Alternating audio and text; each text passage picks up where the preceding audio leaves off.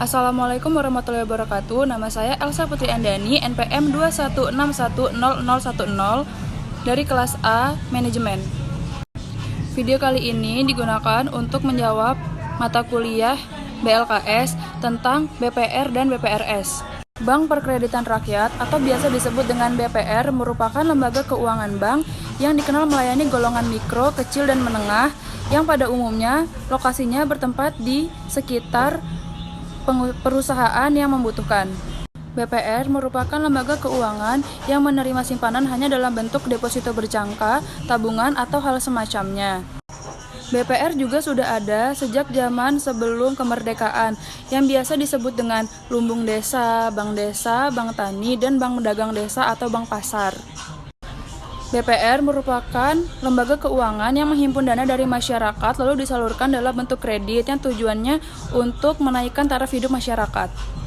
BPR merupakan lembaga keuangan yang resmi berdasarkan Undang-Undang Nomor 7 Tahun 1992 yang kemudian diganti dengan Undang-Undang Nomor 10 Tahun 1998 di mana di situ mengenai tentang bahwa dijelaskan ada dua jenis bank, yaitu bank umum atau konvensional dan juga bank perkreditan rakyat.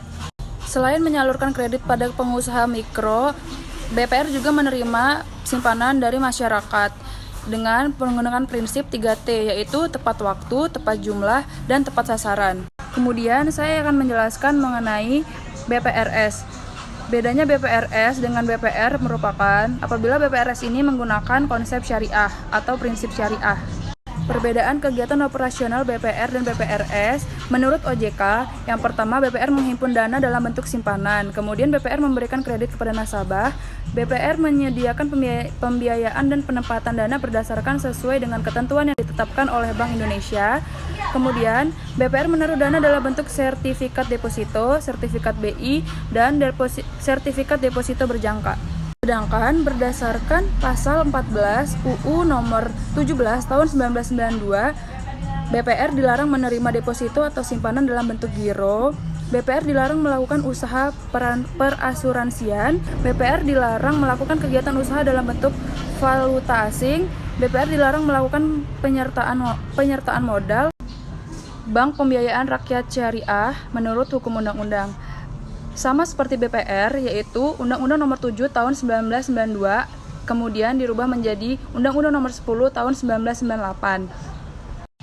Dalam kegiatannya, BPRS melakukan kegiatan usaha berdasarkan prinsip syariah, yang kemudian diatur surat keputusan Direktur BI Nomor 32-36 tanggal 12 Mei 1999 mengenai Bank Perkreditan Rakyat berdasarkan prinsip syariah.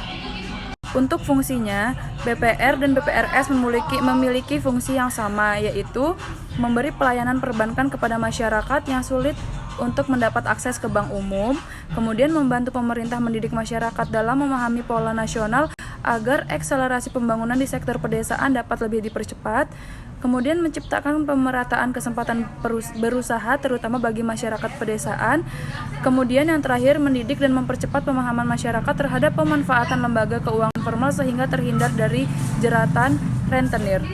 Sekian yang dapat saya sampaikan mengenai materi BPR dan BPRS. Apabila terdapat kesalahan, saya mohon maaf. Terima kasih. Wassalamualaikum warahmatullahi wabarakatuh.